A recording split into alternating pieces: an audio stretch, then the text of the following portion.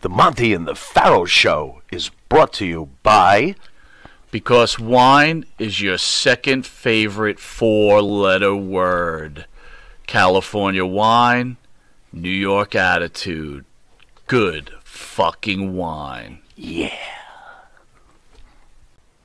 Hi, it's John from Under the Table Hot Sauce. I'm here with my friend, the star of the show, Jimmy Farrow. Yeah, what's up, JB? Nah, nothing. It's been a hot summer, and for all your barbecue needs, you can go to underthetablehotsauce.com. 13 unique flavors to choose from, created and bottled in a Long Island kitchen. Underthetablehotsauce.com. Let's go chow, JB. Let's do it. All the flavor, twice the burn. As a lot of people, I recognize almost all your names. Very cool. Okay, so what I do with the show in the United States is this. I get questions from people, and even though this is my little live show where you can ask me questions, this is live right now. Wherever it streams later tonight, it won't be live. It'll be a reproduction. But what happens is people send questions. So let's see these questions. Some of them, anyways. Question number 1, Gerald T. Were the Ramones underrated as a band?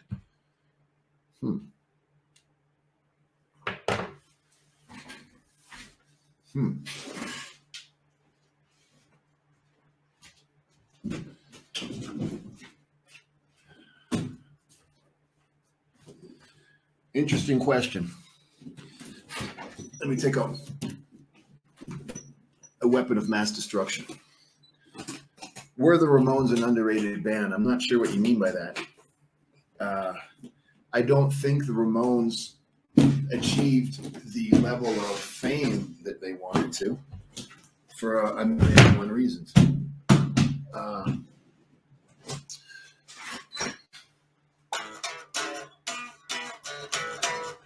No, I believe that the Ramones, when it happened, my version it's a pretty good version because I know all those dudes and I was there. When punk rock started in New York City, and the version that came out of England were for two different reasons, and it was two different things. I truly believe when Malcolm McLaren, who was the manager of the Sex Pistols and had a clothing store in England, was in New York, saw the New York Dolls, saw Richard Hell, saw the Ramones, took that back to England and made a band, fashion oriented, and it got into the government, and it took on a life of its own, and punk rock became what we know it is today. But the difference between the Ramones and the Sex Pistols and all that it's night and day, black and white. There's just not enough time in the day to explain why. Now the Ramones truly believe they suffered because when they were about to break, you know, they had the image, and they were hell-bent. They were hell-bent on radio success and being a rock and roll band. But when the Sex Pistols started getting all this fame and they were supposed to come to New York City to do Saturday Night Live and then go on tour the next day, they couldn't get into the country because they all had criminal records and they wouldn't get visas, and they didn't make the Saturday Night Live appearance.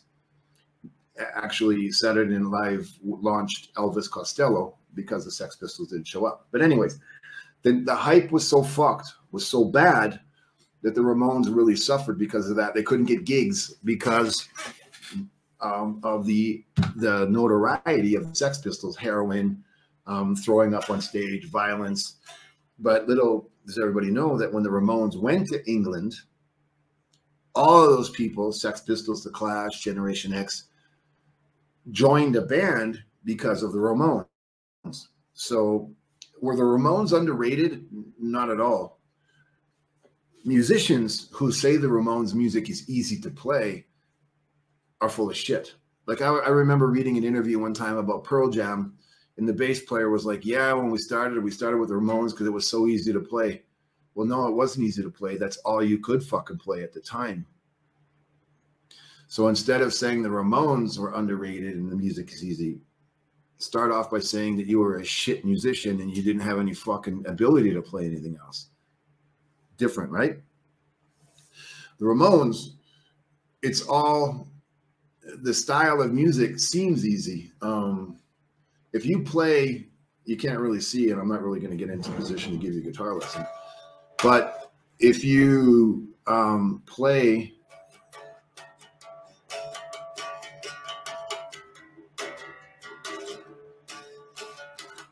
it sounds one way, but that's a Green Day version, up and down. The Ramones were just down.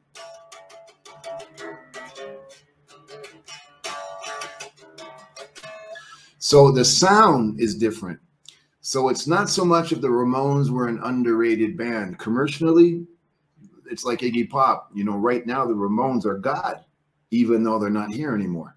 But the music, if you don't know how to play it, that's not because the Ramones' music was simple or they were underrated. It's because you don't have the fucking oomph in your balls and you ain't a fucking punk rocker. So shut the fuck up and learn how to play punk rock.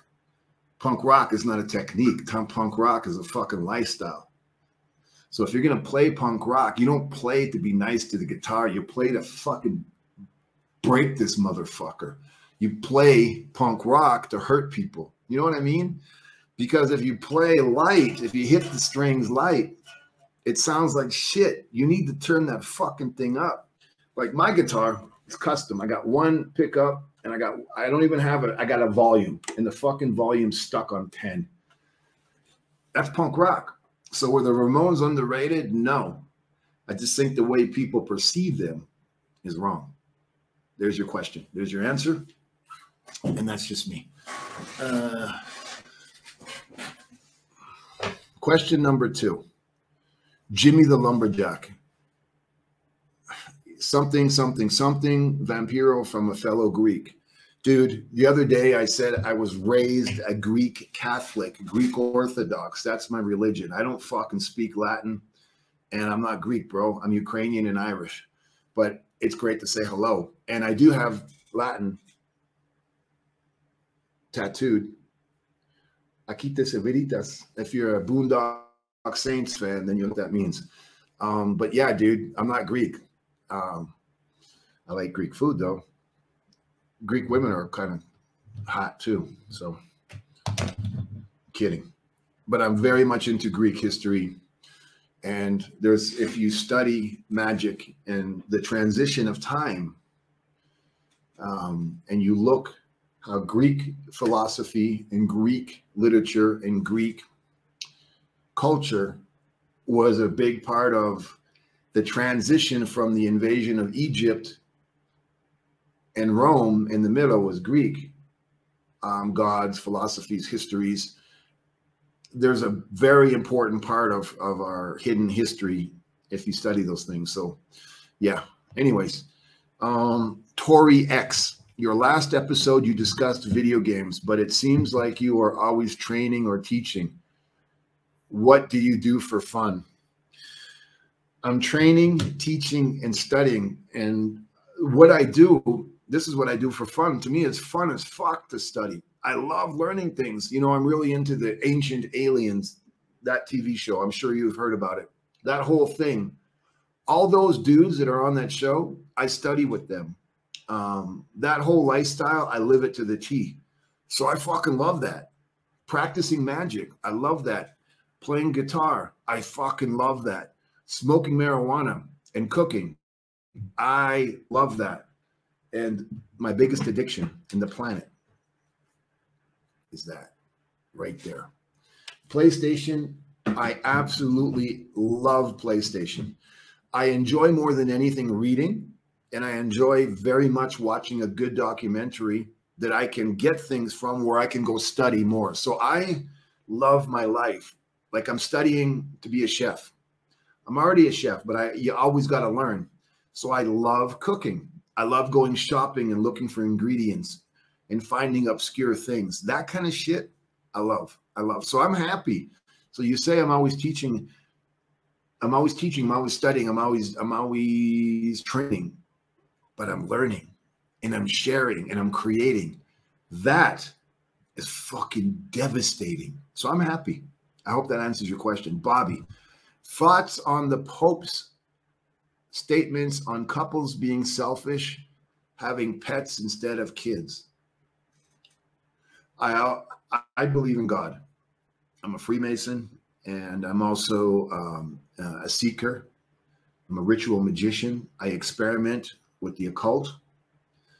And I think I'm on a certain path that gives me access to different versions of different things.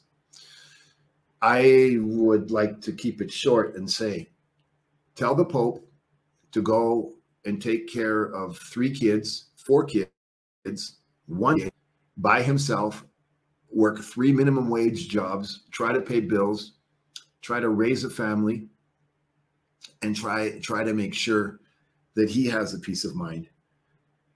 Go to the orphanages and look at all the abandoned kids. Go to the borders in Latin America and look at how the parents cross and they leave their kids behind, and those kids get abducted and sold into fucking slavery as sex toys.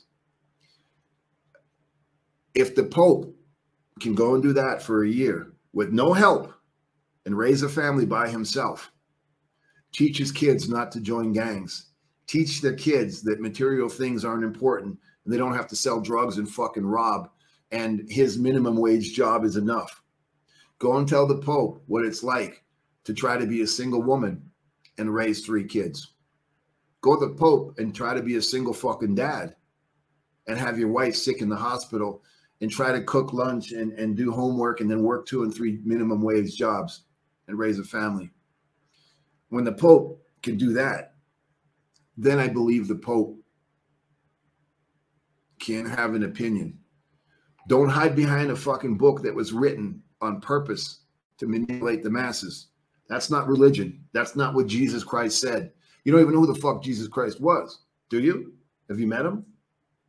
I'm sure in the Vatican, in their library, we need to go back in history. The year was 528 after the death of Christ. The Roman Empire then destroyed all of the libraries in the world, confiscated all the books, all the literature, all the ancient knowledge, and manipulated the human race into what they're doing now so they can control things. It wasn't religion, it was business. So if you can do all that shit, then you have an opinion. If you don't, and you hide behind a multi-trillion ultra fucking, you're so corrupt that the Vatican is its own country with its own police force and its own passport in Italy. You have your own laws, you have your own bank, you have your own currency. I believe that you need to be careful of the things you say, because at these times when the world is waking up, and COVID has offered the human race an opportunity to reboot and reanalyze a lot of things, those messages, especially in poorer countries like Mexico, where the people are dumbed down by false prophets. The Pope, you were elected into a position that you're only going to hold for a couple of years. You don't have the right to dictate things like that. That's just my opinion. And if you don't like it, don't fucking ask. Todd Hill, did you ever take PhD and did you think they worked? I have no fucking clue. What is PhD? I'm assuming it's a drug or a supplement. Never heard of it. No clue. Sorry, dude. Crazy Paint 43. Do you wish you had become a hockey player? I was a hockey player. Do you mean, do I wish I pursued it? No, not at all. I have a fucking awesome life. Sick or not, I have an awesome life. I'm doing what I want to do my way. I'm a single dad to a beautiful young daughter who's starting her life. That wouldn't have happened if I was a hockey player. I got a lot of fans who listen to my stuff, follow me on the radio, and I get to create and I get to follow my dreams. If I was a hockey player for a profession, I would never be able to do these things. So I'm quite content with the choices I've made in life. But great question. No, thank you. A. Phillips, do you have a non-wrestling story about Scott Hall? Yeah, of course I do. The last time I really interacted with Scott Hall was in New York City. We were doing a TV show together, and there was some things that happened to me in WCW. And basically Scott Hall said, look, when you were there, we were told one thing about you. We believed somebody over the reality, and we saw that person who buried you. And unfortunately, we fucked with you because of that person's influence. But once we saw that person was full of shit and that you're cool, him and Kevin Nash apologized in their own way. And it was a great thing for me. And I'll always got mad love for Scott Hall because of that. And I don't need to talk about his personal stuff because that's his stuff. And I'm just grateful that I can call him a friend. What is my favorite movie? I believe it's easier to say I don't really have a favorite movie. I really enjoy a good documentary about ancient history. I love seeing things about ancient Egypt, ancient religions. That kind of stuff really moves me. Movies, I like Jason Bourne. I like the James Bond stuff. But I really haven't been watching a lot of movies because I'm not really into supporting something that's not going to give me information that I need to be a better version of myself. So I've kind of stopped watching movies. I'm a big South Park fan. But other than that, that's it.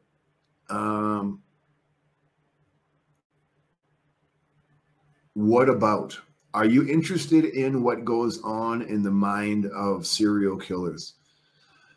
If so, thoughts on the Iceman or the Son of Sam? There was absolute way I'm interested in what goes on in their minds, because who the fuck am I? Why would I put myself, because I started becoming spiritual into as a ritual magician, why go into somebody's personal business that can only give me scar tissue? Am I interested in the scenarios surrounding something like the Son of Sam? You better believe it. And I'll get to that in a minute. But going into the mind as a fucking gossip hound, as watching somebody who got sexual gratification on killing somebody, that doesn't interest me at all. I don't want that in my life. That just gives me more. Being a guy who has mental health issues, that'll freak me the fuck out. I don't want to know about that shit. You know what I mean? So no, I don't give a fuck. But the Son of Sam is such a deep story. If you know the backstory and the satanic cults that are involved, the pedophilia, the crime behind it,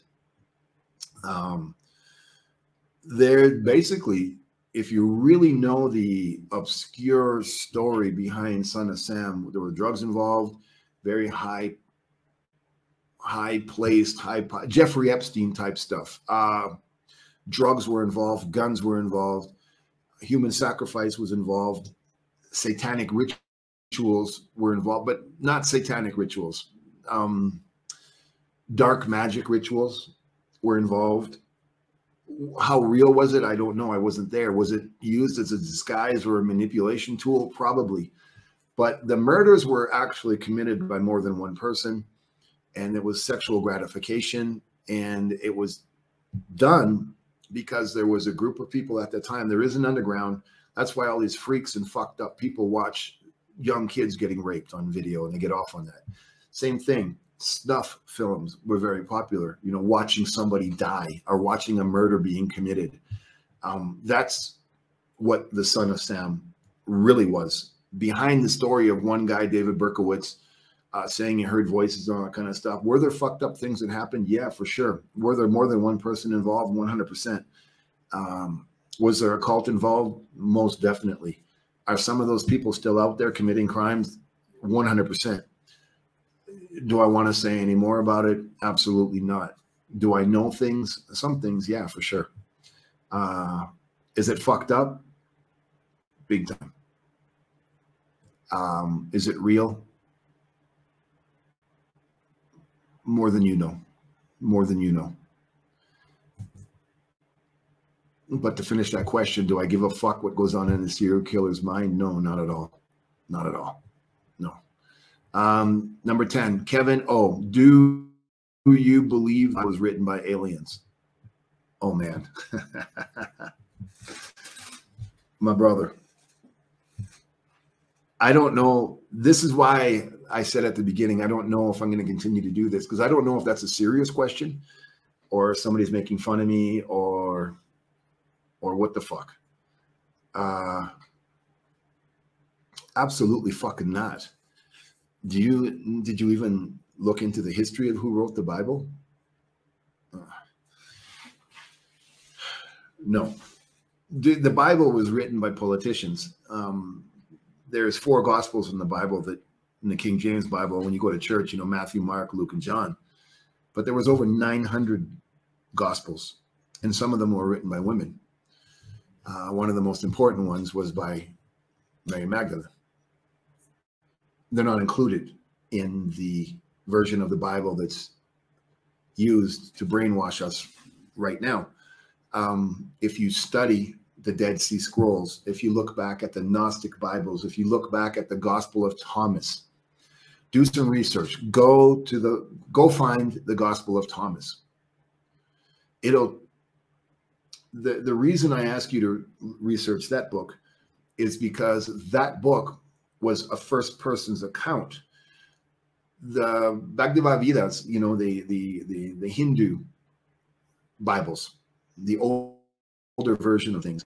Our teachings, my things that I found in studies is those older books were first person accounts, witnesses writing things down as they saw them, or in the Gnostic Bible, Jesus Christ dictating to somebody who was writing, not something that was written hundreds of years after the movement, after people have died, where there is no record. Things were interpreted by a group of politicians, debated on, and universally decided and written into a language that was used to manipulate the masses. You need to know, because there really was no internet. There was no Google. There was no libraries. They were all destroyed by the Catholic Church. It is what it is. Am I wrong? Abso-fucking-lutely not. Do I care if you disagree with me? Even less. My point is, depending on a region of Greece, of Ethiopia, of Iraq, of Iran, of Baghdad, of Russia, it depends on the timeline, the local dialect at that time. If you translate a certain word, which goes back to something I was talking about earlier, if you translate a certain word into your culture's language, you lose the meaning. You have something similar, but the meaning doesn't come across as the way it's supposed to be originally intended. So the version of whatever was dictated by Jesus Christ, the image that we have in the Gnostic Bible during his lifetime. You got to remember, Jesus Christ disappeared when he was 13 years old till he was 33, right? Where the fuck did he go? Well, he was in Egypt studying these ancient things that were brought to us by advanced civilizations. So his philosophies and his things were way ahead of time.